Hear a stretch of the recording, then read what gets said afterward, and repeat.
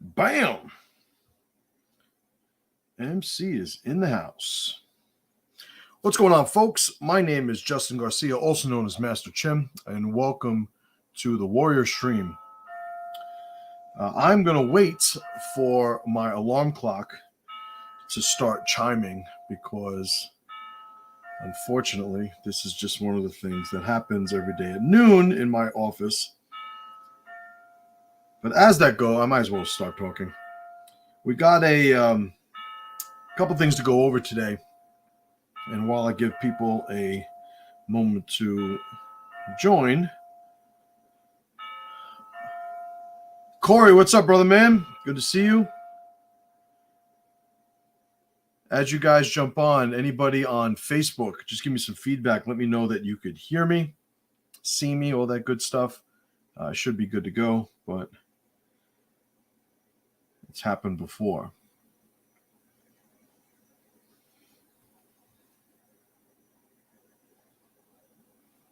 All right.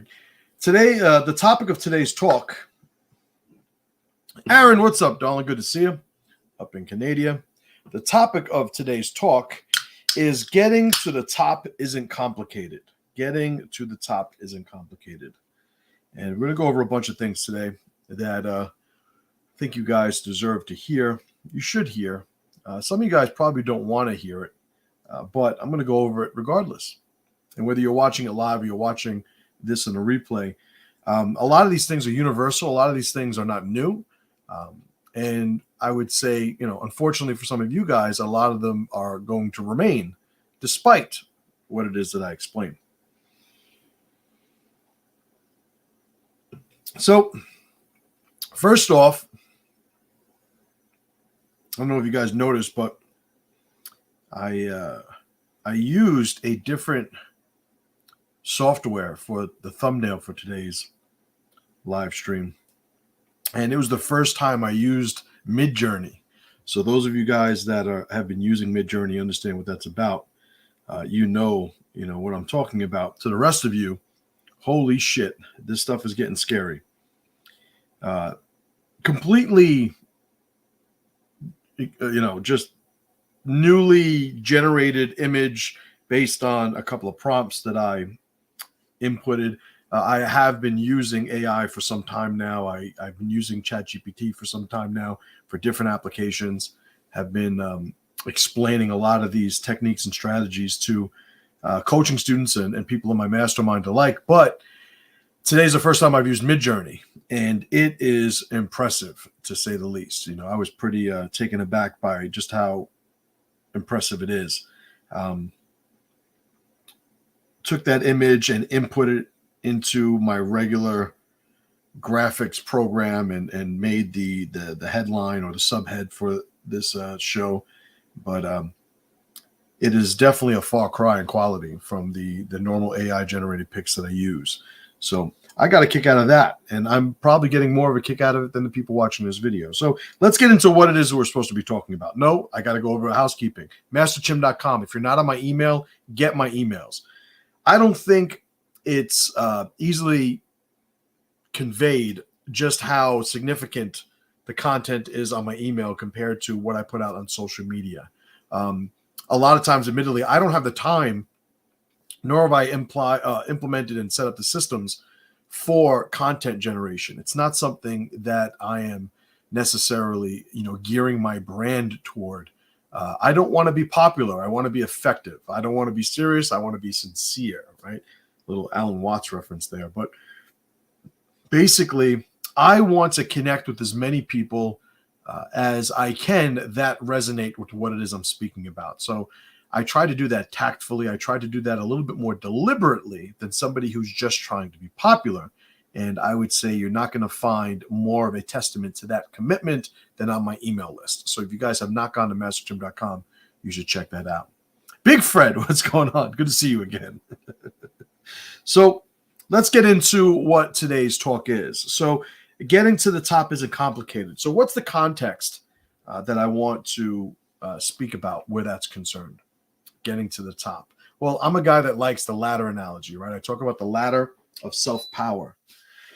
And defining self-power It is the ability for an identity to maintain its integrity despite the stressors it is exposed to from its ecosystem.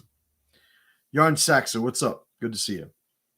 So somebody who is a powerful individual, by my self-power criteria, is somebody who is who they are in the best of times and the same exact person in the worst of times. They may not have speed, but what they do have, if it's not speed, is torque in their ability to maintain their pace, despite resistance. So I would say that to that, in that vein, when we look at the ladder of self-power, I'm talking about, engaging in a process that allows one to better define and integrate and embolden, strengthen one's ability to maintain that integrity and that identity despite the stressors that they're facing. So all that being said, getting to the top isn't complicated. When I say to the top, it's going to be in whatever criteria that you define that as. But I would say, for my purposes, whatever your goals are, it would be connected to that ladder of power along with it. So those of you looking to, get in a better physical condition, well, there is a point of diminishing returns. Because if it's not getting into a physical condition that could just maintain itself despite the surroundings that you're exposed to, then there may be a surplus of an investment you're making in that particular endeavor. The same goes with making money. When I was younger, like a lot of people would ask, how much money do you want to make? And the joke was all of it, and that was like the running joke with me and people that I was working with at the time in my life. And you mature past that, you evolve past that. And I remember a couple of years ago, I made a meme about an axe, a man carrying an axe, and I said in this meme that when a man is younger, he reaches for his axe too often. But in my experience, I observe men as they become older not reaching for it enough. Well, different application of that concept when it comes to making money. Like, I absolutely agree. There are a lot of people who are chasing money, and they're trying to convert money into some form of fulfillment and accomplishment that it just isn't there. It's not going to happen. But by the same token, you have those who are hiding behind this aversion to making money, the aversion to the pressure to actually become more effective. But they mask it with this message of, well, money isn't everything. Money can't buy happiness. Money can't buy, as if they're paying for their rent, in hugs, and their car payment in fucking kisses, or at least I hope they're not, right? That's something altogether. Didn't think that one through. So there is a point of, well, where is the balance where all these things are concerned, and what type of lifestyle are we living in order to pursue that balance, right? And when I say getting to the top, that's what I'm referring to. Now, when I say that, whatever your goals are, it's connected to what I had just presented as being what I'm referring to. It means, you could be a car driver, a, construction worker, a doctor, a plumber, like whatever you do, that isn't the point. It's just whatever your ability through that lifestyle or that industry, that service, that job, whatever success is represented there, it should be pursued as if climbing a ladder. So that gives a little backdrop to the definition of getting to the top. All right. So what's up, Derek? Good to see you. So getting to the top isn't complicated. I gave myself some talking points, as I usually do, to keep myself on task, because I am a great lover of tangents, right? But social media is not. So first point, why 90% of what men control, they ignore? there's something to be said for an individual who will do everything in his power to do what he loves and try to reverse engineer that into what he needs. The guy who loves, I grew up with a lot of guys that played basketball. Right? I love playing basketball. Like before I discovered jiu-jitsu, I was either at work, and this is not in the order of which most of the time went, by the way, but I was either at work, at the gym, or playing basketball, sometimes hanging out. But work, gym, basketball, that was almost what I did almost every day of my life, certainly post high school. But when there are people who like playing basketball and think, at 19, 20 years old, that they're still going to find a way to make a living doing it, or they argue that they're doing it just to keep themselves positive because of all the things going, or some other basically just excuse just to do something that they like doing, there's just not a lot of accountability involved in that. I do believe that one could learn to love what they're doing, but I think the scale at which that love should be connected is not like what a lot of people expect it to be. So getting back to this point of what 90% of men control, they ignore, I think that everybody has a series of choices throughout the day. And at least 90% of those choices are really done subconsciously. They're done without intent. They're done without any framework. When I talk about Master the 24-Hour Cycle, one of my power programs, the link is in the description if you're interested. But one of the things that I try to convey in that program of balance management is there should sort of be a template that you sort of overlay on every single day. So that, of course, there's going to be, sometimes some doing this day, doing that day, and pivots that occur, at the moment. Those things are to be expected, but that template should still be there, because then when you make these pivots and adjustments, they're always within the context or relevant to, well, where does that template say I should be going? Because that's the thing that keeps you on mission. So why 90% of what men control, they ignore, I would say because they don't have a template. They don't have that formula of participation in their days at a level of accountability. There's no intention. When you wake up in the morning, what is it that you do? When you're going to eat at some point in your day, a lot of people, what they'll do is they'll schedule when they're having lunch, but they won't schedule when they're reading a book. They won't schedule when they're taking a course. They won't schedule when, they're going for a walk. There's other things that they know are very, very valuable to them, but they won't schedule those things, and for those of you that would say, yeah, well, the thing is, you got to eat, everything else changes. Well, I went on a 9-day fast before. So there's a debate that we have to eat as often as we think we do, right? I'm not saying you should eat every 9 days, but again, I think you guys understand my point. I think that every day there are choices, and there's this sort of dichotomous this or that, navigation throughout one's day. And I think a lot of times people leave that up to chance. They don't have a plan. So they basically allow other people's plans to interact with them and affect and influence their own trajectories.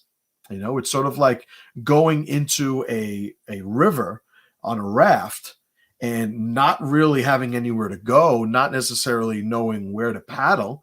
And so basically you just get pulled to where the current is going to take you. A lot of people enter their days with that type of or outlook rather. So why 90% of what men control, they ignore, it's that they don't have a plan. They don't have that template. And I would say that for somebody who is, so bold as to complain out loud to other people, you should at least have the wherewithal of doing something about it. I'm not a big fan of complaining. There's something of a paradox because I tend to complain about complainers, right? But I'll work that out another time. But what I will say that I've never really found anything aside from catharsis that complaining actually does for an individual. But I think a lot of people, the majority of people who are fans of complaining, or at least participants in the ritual of complaining, I think they do have expectations beyond catharsis from their complaining, or at least that's the way they conduct themselves. So what I would say is that, if all these things are going wrong in your life, well, why don't you start, putting your hands on the steering wheel and making some decisions regarding it? And the meat and potatoes, pragmatic, well, what do I do next? What are the action steps? I would say it starts with controlling your day. Derek says, MC, you are a part of my brick session. Right on. So brick session, that is some 24-hour cycle, terminology, the program that I referred to before, and good for you. Jay Crussell in the house. Hello, MC. Thank you for the worship. You're very welcome. I appreciate you hanging out with me. So let's get on to the next one. The true value of a squad. The true value of a squad. Now, I could have put team, crew, tribe, right? But squad, I put. There's a program that I produced a couple of years ago called Squad Goals. And in that program, the goal that I had was to let people know that there are certain archetypes of individuals that need to be involved in a project, that if they are not represented, the sustainability of the pursuit of that project a lot of times is just not there. It's deficient. I would say the one role that a lot of people like to be and enjoy the participation of is that of the energy guy, right? And amongst these archetypes, there's an energy guy. The energy guy is the guy that makes it enjoyable. He's the guy that, when he shows up, everybody smiles, and all of these archetypes are represented, to some extent in every individual that's participating to more or less degrees, to varying degrees. But that energy component people enjoy. It's why people like doing jobs that they have fun at, because it's like, yeah, I'm my energy's up while I'm there. And having an energy guy in the pursuit of a mission is certainly necessary.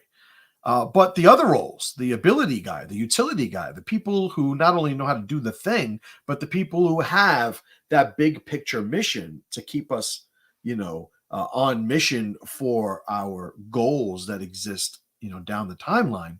Those people are just as necessary.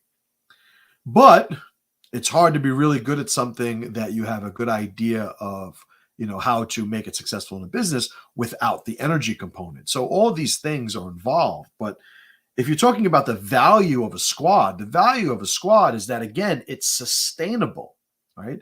And there are a couple of remember in what was it? I think it was Sesame Street, or maybe it was Electric Company. It might have been Sesame Street, whichever one of those children's shows. At the beginning of the episode, they always had like a word of the day, right? And in my, a lot of the systems of the 3 roads and, of which TRIBALNOMICS is a piece, there are a lot of sort of relevant words, right? And one of them is congruence, right? It's one of the first things that I start working with a coaching student on. I audit and take inventory of everything in his life. I butt that up against what he expresses his beliefs and or goals are, and we start to see where these things mix and match. It's a pretty simple, sometimes not enjoyable process, but it's simple. But aside from congruence, another one of these words is sustainability. Is this thing a sprint, or is this something that any benefit that would make us pursue it in the from the beginning is in results and outcomes that occur in the long term. So if this is something that pays dividends in the long term, then we should be in it for the long term, right? Old wisdom, the saying, a watched pot never boils, right? But I would say it's like planting the seeds of a vegetable and checking every day to see if the vegetable's there. It's like you're going to get frustrated really quickly because every single time you have an expectation, this is one of those writer downers right now that I'm going to share with you.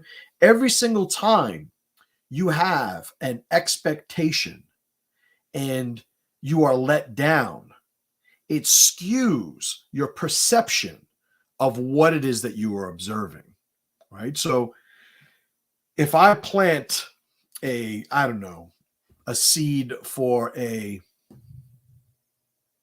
corn. Any of you gardeners out there, I don't know what the fuck I'm talking about. So just go with the, alien corn, on Martian corn, right? And let's say it takes 2 months, right, before you actually get corn from these seeds. If every single day after I planted those seeds, I'm expecting or hoping I could see corn, because that's the level of relationship I have with this ritual, I'm going to be let down over and over and over and over again. Now, the thing is, it's always going to take 2 months, right? So if it's always going to take 2 months, I should never expect to see the result from day to day. But if I don't know that it's going to take 2 months, then why wouldn't I expect it or hope that it would take, well, finally it happened, Well, when people pursue goals that they know are not going to happen overnight, these aren't light switches, or a button to press. This is a process that needs to play itself out. When they know that, to sit there and sort of leverage your own motivation on the expectation of that outcome is short-sighted, because you're going to be a little bit more let down as time goes on, because what is happening at the daily scale, you are not experiencing any wins. You are not enjoying yourself. You're not building a positive association. If you are going to farm corn and it's going to take 2 months, you should enjoy what it is that you're supposed to do every day. That's the level of scale that you should be building a positive association with. The outcome will take care of itself, but we got to enjoy doing the thing, right? So this whole thing was prefaced by the true value of a squad. Well, when you are building a squad, you have to enjoy who they are. You need to have the roles filled. They need to be in line and congruent with what your expressed goals are. They need to be on mission, and you need to know what that means, right? And the context of all of that is ultimately they need to have a sustainability, to the cohesion amongst all of you, right? So that's the value of a squad. It's like when you have a squad, it's like having a group of people that you work with every day. You show up and you guys do a great job. You have a great amount of output. It's very productive, but you just enjoy being there every day with them. That's the value of a squad. But let's say now that all these people that you enjoy being with every single day don't do what's necessary to be productive in the workplace. It means they're conducting themselves in a way that is not sustainable in that given application. So the true value of a squad is that they can enjoy or help you enjoy the actual daily cycle, right? The process itself. So you are not so outcome motivated, right? Johnny Groove, what's up, brother man? Good to see you. The 3 answers no loser ever has. The 3 answers no loser ever has. So whenever I'm talking to a fucking loser, and it's hard to say loser without cursing to me, because I resent them for not being better versions of themselves. It's like you look at an individual, everybody, no matter who it is, comes from a long line of crushers. They wouldn't be here otherwise. So everybody here is like they were given such a head start, and you see people, some people fail. They try the best and they fail. Okay, that's fine. Some things are out of their control. But you have people who are rejecting, the opportunities, who are showing no gratitude for the opportunities. And I'll be honest, it's hard for me to not resent them. It's hard for me to not, damn near get emotional, when dealing with people like that, because I'm so offended, at their lack of gratitude for the opportunities that are in front of them. But 3 answers, none of them ever have for some reason. And this isn't as esoteric, as abstract as you may think it's going to be. But nobody knows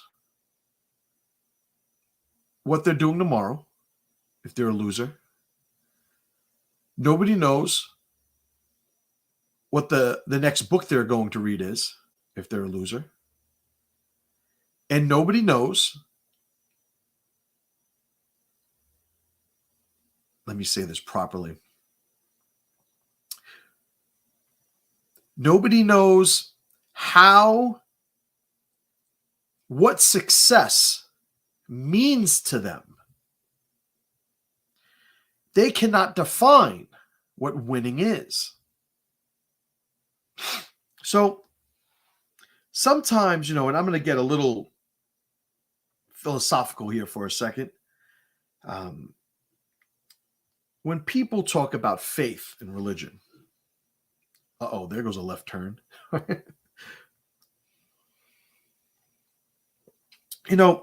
It's hard for non-believers, unbelievers, anti-believers to connect with what the connotation of faith actually implies, because there is a sort of linear, literal expectation that needs to be maintained. And it's hard for an individual who doesn't have a relationship with the value of the outcome to really have the criteria to judge the accuracy and value of the pursuit of that outcome. What the fuck am I talking about, you may be asking? I'm not entirely sure, but let's get to the truth of it. I'm not a Christian. If there was a Christian and an individual, an image, an energy appeared to this individual and identified themselves as Jesus, the only, or I should say, the thing that would be reduced to, in terms of like, how would they even know that it is Jesus, is going to be faith. Because there isn't a linear criteria for proof of Jesus and his identity. It's like, show me your papers. Like, there's no Jesus papers, right? And so what an individual would be reduced to in terms of expressing how he would know it was that entity to a non-believer, unbeliever, anti-believer is faith. When we are going to connect with a future goal, a mission, an outcome, it is important that our faith in the outcome of that be recognized and not undervalued, because that is what is going to sustain the process. When I gave the example earlier of, planting seeds for corn, and then 2 months, I don't know if it's 2 months, 2 months later, you're able to reap, the harvest of corn. I don't know what any of these words mean in the real world, but you understand what I'm saying. It's hard to say that there is not a faith that goes into or sort of underlies the daily ritual that these farmers are engaged in, that all of their happiness and things that I was alluding to earlier, that these things are not connected to that. They understand what that goal is, and they have faith that it's going to occur, but they cannot sustain themselves on that faith. They need to take that faith and allow that to keep their scale of attention a little bit more, in front of them on a daily basis, according to the daily cycle, based on my other program. So you have some people that are just walking through life and they don't have anything to believe in. They don't know what success looks like. And these, these are the things that you don't see with losers. It's like, when are you waking up? When are you going to sleep and waking up in the morning? What are you doing tomorrow? There are this basic list of criteria that is so accessible for people. This isn't like going to sleep at a certain time, waking up at a certain time. Like, you don't need college for that. You don't need a high IQ for that. You don't need $1 million for that. You don't need to know the right people for that. It's very accessible. Every night, planning what you're doing the next day to the best of your ability. Very accessible for people.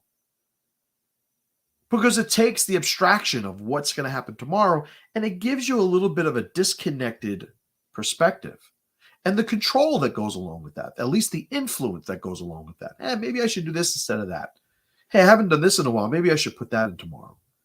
I've been doing this too often. Why don't I save that for another time? And it starts giving you a little bit of control. And now when you have that, according to the TRIBALNOMICS language, that transcendent mission, that transcendent alliance, that is the thing that you can have faith. That is the backdrop, the permission one gives himself to focus a little bit more on a lower scale of perception, right? So, No Name, what's up, No Name? No Name says, while I blow my nose rudely,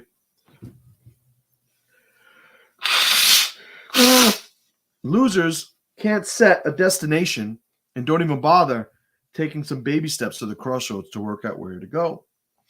I agree. I've said before, because that concept, I apply to a lot of different things. I've said before, like smoking weed. I've never smoked weed before in my life. I don't judge you if you do or have smoked weed. At least not on YouTube videos do I judge you. But the thing is, when you have a reason for smoking weed, it's your reason. I can't tell you it's bullshit. And most I could say it would be bullshit for me to have that reason. The reason's valid, but I would ask, and I've shared this before, it's like, well, how much longer do you need to smoke weed for? And I've asked this of people. One of my friends at one point, a few years back, I smoke weed to help me go to sleep. Okay, I get it. And if you don't smoke weed, you don't go to sleep. It's like, no, I get terrible sleep. I'm up, and then when I finally sleep, I get it. But how much longer? What do you mean? How much longer do you have to smoke weed? Well, I didn't. It works. Like if it ain't broke, don't fix it, sort of thing. It's like, well, you didn't always smoke weed, so obviously something happened. You needed to bring that into, your tool bag to be able to stay functional. Like, what's the process of working that out? And there isn't any. There isn't any, because when you don't know when you are going to sleep and waking up in the morning, when you don't know what the tomorrow looks like because you don't plan it, when you don't have some sort of transcendent mission or goal, right, to give you permission to focus on your day, a lot of times you are pulled. You are following. I gave the current, analogy or metaphor earlier, but I would say you remain malleable to a lot of different factors. I would say the most powerful of which are the aversion to pain and the pursuit of pleasure. Ultimately, like maybe that friend of mine needed or discovered that smoking weed helped him go to sleep. But at some point, it was continued, even to a degree, at a fraction. It was continued because it allowed him to avoid pain and pursue pleasure. And maybe that, moved from one side of the spectrum to the other over time. And now it's just a habit that he's installed, like anything else. We can install all sorts of habits, and, the human mind is susceptible to conditioning. I just think that we should condition ourselves on purpose. The mistake that a lot of people make is thinking that they need to sort of sign in to exposing themselves to conditioning. I wrote in an email the other day, masterchim.com, that, watching the news, like stop watching the news. If you really need to know what's going on, like, maybe once a week, you get a synopsis somewhere. But they're selling the news on fear. And it's a mistake to think that you're so smart you will not be susceptible to this. Just how long, I think I wrote, how many times do you have to be exposed to fear mongering before you start, even on if only on a subconscious level at first, to be afraid? Maybe being scared and being aggressive at the same time, manifests in some sort of paranoia. I mean, it's not like we see any of that these days, right? So it really comes down to what's in your control, and you don't need to do everything because you can't. You look at the most successful people, it's so easy to judge them by where they are right now. It's like, but you don't pay attention. Like if they're on a rung of a ladder, it's like you see them on that rung and you give them all the credit. Man, I wish I was there. It's as if they appeared there one day. What you don't notice is that they've been climbing the whole time. You look at them and they got climbers muscles because that's what they do. A lot of people, it doesn't make any sense when you see like a billionaire climbing fucking Mount Everest or a guy like Elon Musk. It's like, yeah, we had to do the cars, we got to do the space, we got to do the satellites, we got to do he's got to fucking do everything. Why? Because he's a climber. He doesn't know how to stop. Jeff Bezos, say what you want about Amazon. That entire business is built on the pursuit of a better customer experience. Say whatever you want about him, the people inside that tribe. Yeah, he is tyrannical in a lot of ways, but I got news for you. You want to control a big number of people? Don't think you're going to do it with everybody having a voice, everybody having a seat at the table. It's not the way it happens. There's a reason why the military is designed the way it is, because that's how you get a lot of individual people to come together in a mission. You basically regulate away their offset, and you reduce their identity to the overlap, and you build it from within. This isn't complicated. This isn't complicated. Aaron says, at that point, you won't even be able to fall asleep quickly for a while because you kind of trained your body to need it. And that's what winds up happening. We have these habits and we succeed with these habits, but then we realize that we've allowed our individual identities to sort of accommodate these crutches. So when we remove the crutch, there's a deficiency there. And the first thing we realize when we take away this deficiency is, yeah, we're not capable of being functional without it. But then a lot of people will say, well, that's why I need it, instead of having the wherewithal to say, oh, well, I need to make sure that I train up that deficiency. I thought this was a tool. It turned out it grew to be a crutch. Cherrytown Vibe, what's up, brother? He says, MC, why is it so hard to win, though? You've stated winning habits, but can you explain why hasn't it led to winning yet? Well, I would say your criteria for what a win needs to be a little bit more three-dimensional. If you talk to somebody who's in AA and there is a day that goes by he doesn't drink, that's a win. One day at a time. It's a common phrase. If there's somebody who has an anger issue and he is triggered by a normal, stimulus that usually led him to be violent, and he internalizes it, disconnects, and goes and vents cathartically without becoming violent, that's a win for him. So when we look at wins, I think we do ourselves a disservice to say this is where we need to get to. I'm a fan, and if I can move this camera, you could actually see this written on the board here. I'm not a fan of achieving goals. I'm a fan of passing through them like they are milestones, right?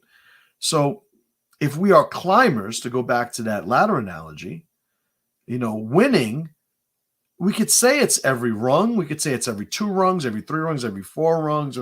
I would say winning is every moment that you continue to climb. That's the criteria for winning. Everything else is almost arbitrary, right? It's movement is mandatory. It's not $1 million is mandatory. It's not making manager is mandatory, right? It's not being a movie star is mandatory. I'm just going through the M's in my head, right? But it's movement. It's the process. That's where the wins should be connected.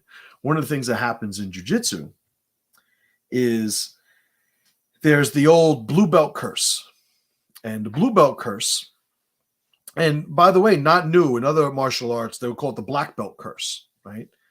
And what happened is there was such a message and a culture built around achieving this level, getting your blue belt. And in the beginning, you start jujitsu like, I'm never going to get my blue belt. All right, I'm never going to get promoted. Because it just seems like such an abstract, concept and goal. And then what winds up happening is all an individual's hopes and dreams gets put into this thing. And then they eventually get it, and it's anticlimactic to some extent, but then it's like they're done. It's like they don't know what else to do. All right, I got this. I'm supposed to be just as excited now to get my next belt after this one. In traditional martial arts schools, one of the business changes that happened over time is they used to say, to black belt level, right? That was a phrase that they would use a lot in their marketing internally. Also, like you want to get to a black belt. Once you reach black belt, get to black belt, get your black belt. And then they noticed that there was a huge fall off once people got their black belt. So they started changing the terminology to say black belt and beyond, black belt and beyond. They needed to change the paradigm. They needed to tell people it's not about just this one rung on the ladder. It's about the climbing, the never ending, or never within view top of the ladder, right?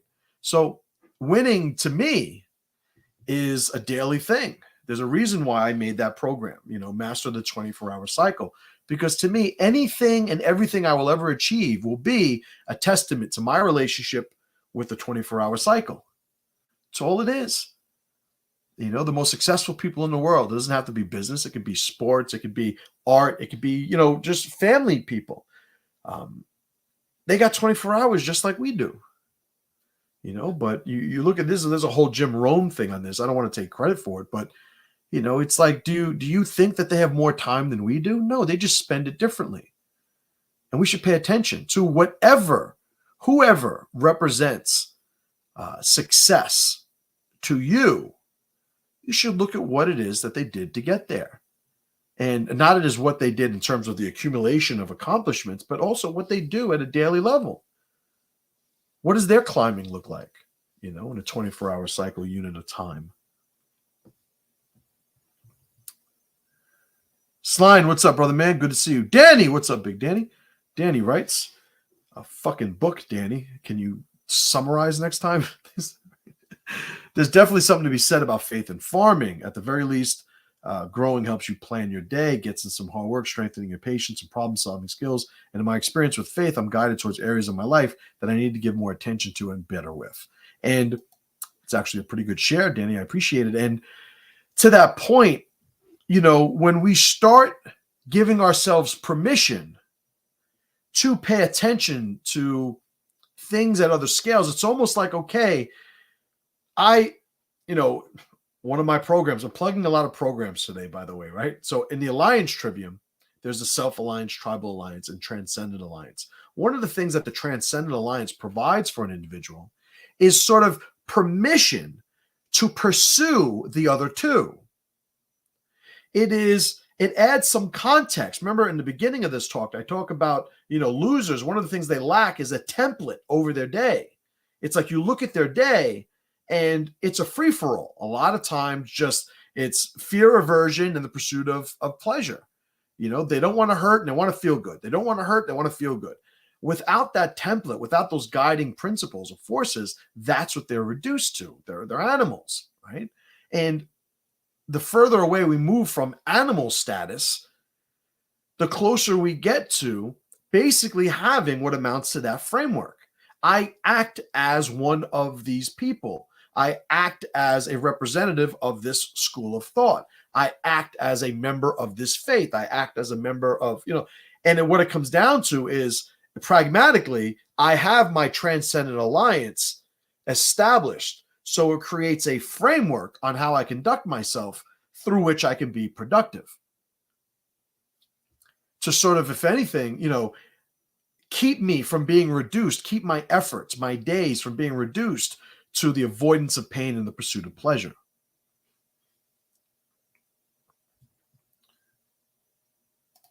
Derek writes, Stephen Covey, first you form habits, then habits form you. Oh man, Stephen Covey has some shit to share, and I would say that everybody would do themselves a favor by reading his work. We like to romanticize, who we are. We like to tell these epic stories, and like listen, depending on where the scale of your life, the you know the scope of your accomplishments, and what you're exposed to, your ecosystem, depending on what that is, sometimes, yeah, what seems epic to you might be trivial or completely insignificant to somebody else who's just operating on a different scale. And there's nothing inherently wrong with that. You could have a man who grows up with his family on the countryside, mostly isolated, and he could have an incredible, ethical, moral, powerful life and have a lot of power to share as a result of it. He doesn't have to be plugged into all the nonsense. So there's no value judgment in terms of scale. But I will say that when you look at who we are animals. We are trainable. And to leverage that is to control the controllable. In the beginning, I started saying, one of the talking points was 90% of what's in a man's control, he doesn't control, he ignores. Well, these are some of the things. What are you programming yourself to do? Who are you programming yourself to be? I was on my mastermind call this morning, and I was talking about the in marketing, how, with a cold lead or somebody who hasn't been exposed to your message, hasn't connected with you in any way, and you are trying to build that process or instigate that process, the language you use is very important, because you want to take away all of the friction of making that connection and that alliance. It's, not using the word, I could train you in these formulas, as opposed to I could share with you some insights. Train you in formulas, share with you some insights. They might both have the expectation of you doing something and seeing something as a result, but even the language, one is a little bit more heavy-handed than the other, and I have to be conscious of that if I'm going to effectively market. Sometimes you could use stronger language once you have a little bit of rapport, a little bit of credibility with an individual.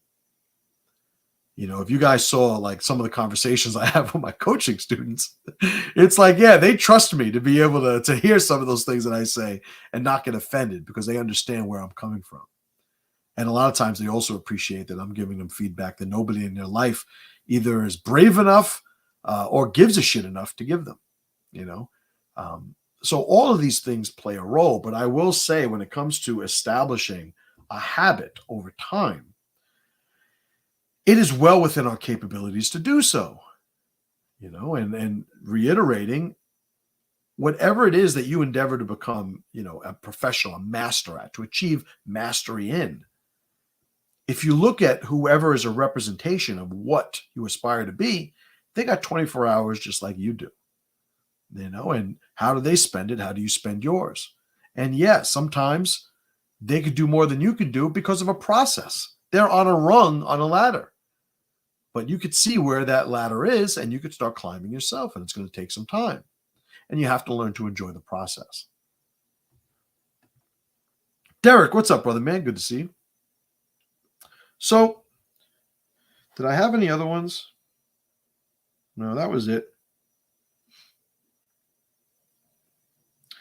Getting to the top isn't complicated. A lot of people, they're let down because they work hard, and even when they succeed in what they thought that they were trying to succeed in, it still winds up being unfulfilling.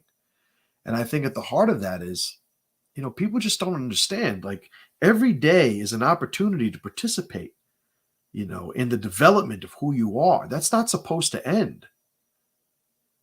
It's not about goals. It's about milestones or rungs on a ladder. Like when I first started jiu-jitsu, I'm a second-degree black belt in Brazilian jiu-jitsu. I'm almost certain that's my rank. But when I started jiu-jitsu, like, it was never about getting a black belt. It certainly wasn't about getting a blue belt. It wasn't about winning a tournament. It wasn't about being a world champion, about being a UFC champion. It's like my goal in jiu-jitsu, when I discovered how incredible jiu-jitsu was, my goal was to figure out how to move perfectly. It's, one of my favorite fictional characters is Zatoichi, right? Zatoichi is it's a Japanese character from a TV show in the 60s. And he was the blind samurai, right? The blind swordsman. And one of the things about his style of swordsmanship was, I don't know if it was Iaido or some other, subset of some sword discipline, but most of his offensive moves were done on a draw. So a lot of the outcomes of his battles were designed on one beat, one movement.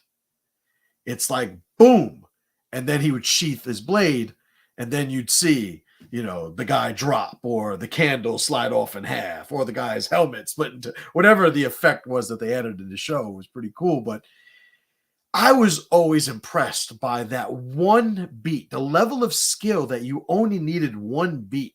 So when I started jiu-jitsu, it was never about beating other people. It was never about winning shit. It was always about being able to move as many times as I wanted without ever having to move one move extra. And, you look at how I play jiu-jitsu, how, what my grappling style is like. It's very control oriented. It's very, I'm shutting people down. I'm not letting them, at least the goal is, it doesn't always work out, but it's not letting them create extra movements. I don't like all these scrambles and back and forths and, this, to me, it's just so, it's too self-expressive, which, there's probably some individual, stuff there that would see that as a bad thing inherently. But for me, it's like, I look at my body, I look at the opponent's body, I look at, the ability to do jiu-jitsu, and it's like, what are the number of moves? Like, think in terms of chess. How many moves should it take me to beat them? Who they are doesn't matter as much as what that engagement looks like and how many extra moves. How many times do I have to do a move over and over again because I didn't do it perfectly the first time? I'll give you an example. Something of a tangent, but I think you guys get it. One of the things in jiu-jitsu that I do with my students is when they're in my closed guard, right? So I'm on my back, my legs are wrapped around their waist, and I'm holding like their sleeves, and I set up a certain way when I'm playing. And their first job is to open my feet to eventually try and pass my legs to get a better position. And what always happens, not always, but what happens very commonly is they'll lean to put a knee in my tailbone to lean back to be able to split my feet open. And a lot of times, to get them sort of introduced to this concept of being responsible for every one of their movements, as soon as they lean, I drive my legs into them in the position they're leaning. And a lot of times I wind up on top of them because I'm holding their sleeves so they can't post. And it's a lesson they learn early on about these irresponsible movements, as if there's a movement they make that shouldn't have a purpose. It's a process to learning what those purposes are and to reduce one's movement to those things that we understand. But that's the process we're connected to. When we're not connected to some sort of process like that, everything's just open. Everything's just this and that. And, you pride yourself on how good you are by how many tournaments you win. And to me, it's always, well, how good could you have been? Where are you now? That's the only thing that matters. Everything else is trivial, but a little bit of a different take than most people, at least where jiu-jitsu is concerned. But in business, everybody at the top seems to connect with that, so I think there's something to be said for that. All right, guys, I'm rambling. I appreciate you guys. Let's end it there. MasterChim.com. If you are not getting my emails, get my email. It's free. I send it every day. I think they're incredible. A little biased, but I get good feedback because of them. I appreciate you guys. I'm here every Wednesday at noon. You guys know that. Eventually, I will ramp up the content. I will start producing videos again. It's all in the plan, just one thing at a time. I'm climbing my ladder like the rest of you. So I do appreciate you guys spending the time. I'll see you guys next week. And as always, brothers and sisters, pressure to power.